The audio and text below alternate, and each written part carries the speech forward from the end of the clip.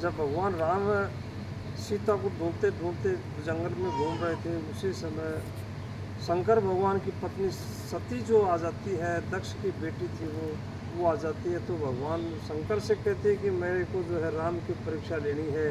तो शंकर भगवान ने कहा था कि जाओ देवी परीक्षा ले लो।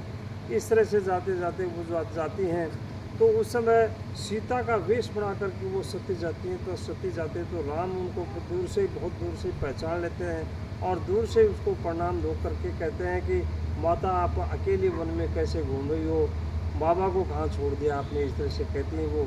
तो इस तरह से कहते हैं तो वो सती जो बड़ी शर्मिंदा हो जाती हैं, वापस आकर के जो है वो आ जाती हैं, शंकर भगवान के पास में आती हैं, शंकर भगवान को कहती हैं। और शंकर भगवान ने पूछा था कि ये देवी आपने क्या परीक्षा ली, तो उसने जो है झूठ बोल दिया था। उसने झूठ बोलने के ऊपर जो है उसने कहा था कि मेरे को कोई परीक्षा नहीं लेनी थी, मैंने तो आप ही के तो प्रणाम किया था। इस तरह से जो है शंकर भगवान तीसरा नेत्र खोल करके देख लेते हैं कि जो है सती ने कुछ बात छिपा ली है।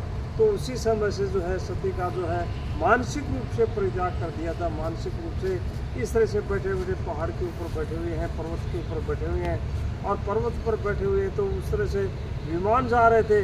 दक्ष ने एक बड़ा यज्ञ किया था और यज्ञ में जो है इस तरह से शंकर भगवान का कोई स्थान भी नहीं था और स्थान बढ़ाया नहीं था। उसमें शंकर भगवान को बुलाना नहीं चाहते थे और ना सती को बुलाना चाहते थे। तो जब दोनों बैठे थे, शंकर भगवान सती बैठे थे, तो उस समय सती कहती है कि उन विमानों को देख करके कि विमान कहाँ जा रहे हैं। तो शंकर भगवान ने कहा था कि ये विमान तेरे पिताजी ने एक यज्ञ किया है, उस यज्ञ में जा रहे हैं इस तरह से, लेकिन हमें तो बुलाया नहीं है, ना आपने आपको बुलाया है, न मेरे को बुलाया है। लेकिन सती जो है इस तरह से कि अपन कहते हैं कि बाल हट, त्रिया हट, राज हट, ये जो होते हैं तो हट होते हैं तो अपनी बात को मनवा लेते हैं। तो सती ने अपना हट करके कि मेरे पिता ने यज्ञ किया है तो मैं तो वहाँ जरूर निश्चित रूप से जाऊँगी। तो जो है वो जाते हैं तो शंकर भगवान उनके गाँव के साथ में उनको भेज देते हैं, विदा करते हैं और विदा करते कि उन पर चले जाते हैं। तो वहाँ उसका कोई सम्मान नहीं होता है। वो माता ने ज़रूर सम्मान किया था, बाकी और अपने उसके पिता ने, दक्ष ने, किसी ने भी सम्मान नहीं किया।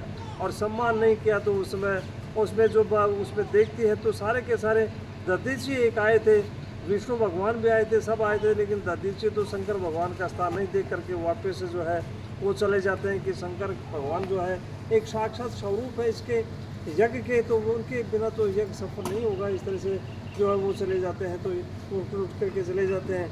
तो वो जो सती जाती है तो सती का बड़ा अपमान होता है। दक्ष ने तो यहाँ तक कह दिया था कि तेरे को तुझे यहाँ क्यों आई हो तुम इस तरह से, अब तेरे पति तो इस तरह से रघु से भूतों के वो देवता है, इस तरह से राम गले में लटकाए रहते हैं। इस तरह से उनका अपमान किया था और सती का अपमान किया था। तो सती को यहाँ तक कह दिया था कि तेरे को यहाँ से चले जाना चाहिए।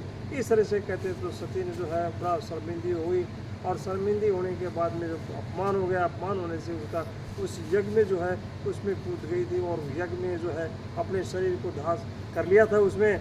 और इस तरह से जो है इस तरह उसके गण थे वो गण आकर के जो है शंकर भगवान को कहते हैं कि इस तरह से ये बात हुई।